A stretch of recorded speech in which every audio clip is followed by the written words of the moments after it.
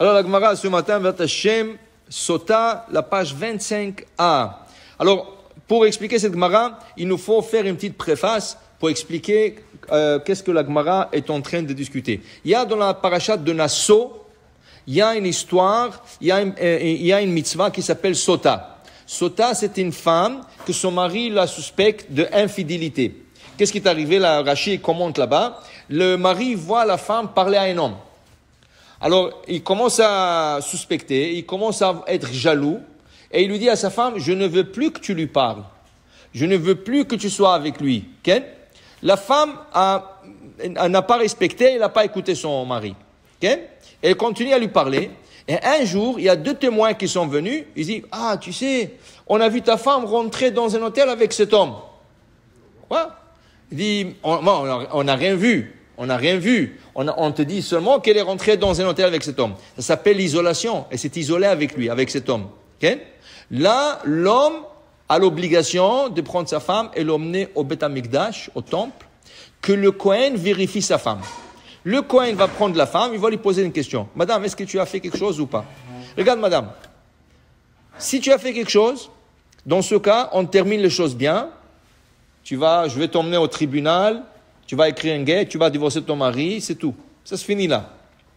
Si tu n'admets pas, et tu insistes que tu n'as rien fait, je suis obligé de te donner à boire de l'eau qui vient du bassin, du Beth Amikdash, mélangée avec un peu de terre, et on écrit le nom d'Hachem sur un parchemin, on met le parchemin dans l'eau, jusqu'à que l'encre s'efface, là tu vas boire. Si tu n'as rien fait, rien va t'arriver, au contraire.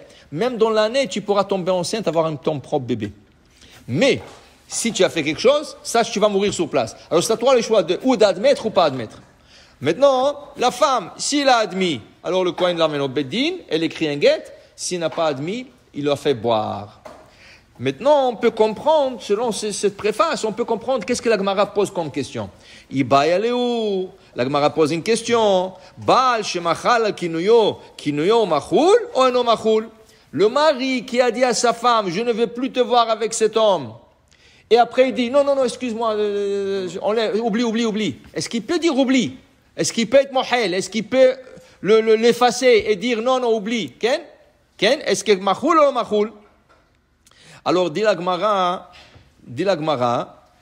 qu'il y avait un rave qui s'appelait dans le Talmud Rabbi Oshaya. Rabbi Oshaya, il a témoigné à Amar Shlosha Dvarim.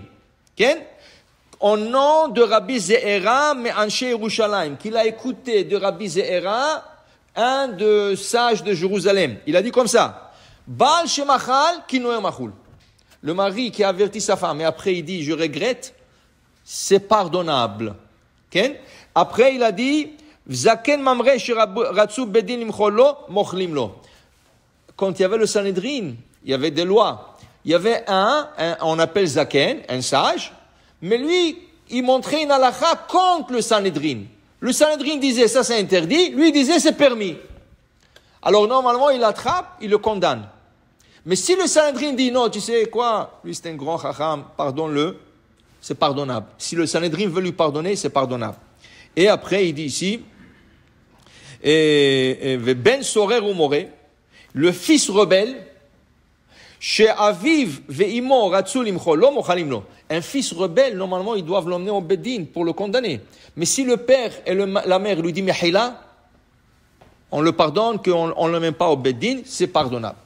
Alors dans ce cas, l'homme qui a averti sa femme de ne pas être avec un certain homme, et après il dit non, oublie, pardon, enlève-le, c'est pardonnable. Mais la Gemara dit tout ça, tant qu'il ne s'est pas isolé avec l'homme. Il lui dit, je ne vais plus te voir avec lui, tout ça. Il lui a averti, tout ça. Après, il lui dit, non, oublie. J'ai rien dit. Pardonnable. Mais s'il est parti, elle s'est isolée avec cet homme, ce n'est plus entre les mains du mari. C'est la Torah qui exige que cet homme emmène sa femme au Beddin. Pour dire que l'isolement, c'est très grave. Qu'après, c'est plus le mari qui peut pardonner ou pas pardonner. Okay? C'est la Torah qui demande qu'il emmène sa femme être vérifiée dans le Beth Amikdash. C'est pour cela qu'on a expliqué déjà il y a 2 semaines, si vous vous rappelez, dans le cours, que l'isolement qui a été décrété par le roi David et son tribunal, c'est quelque chose qu'il faut faire très attention. Ça peut être dans tout le domaine de la vie. Ça peut être entre un homme et une femme dans la place de travail.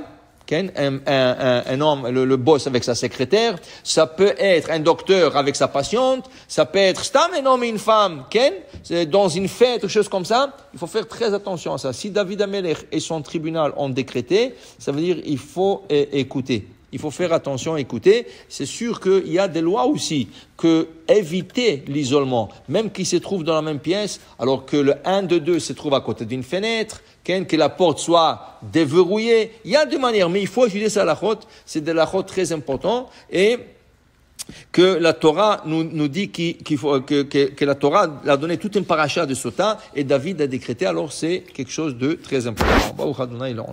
Amen ve amen.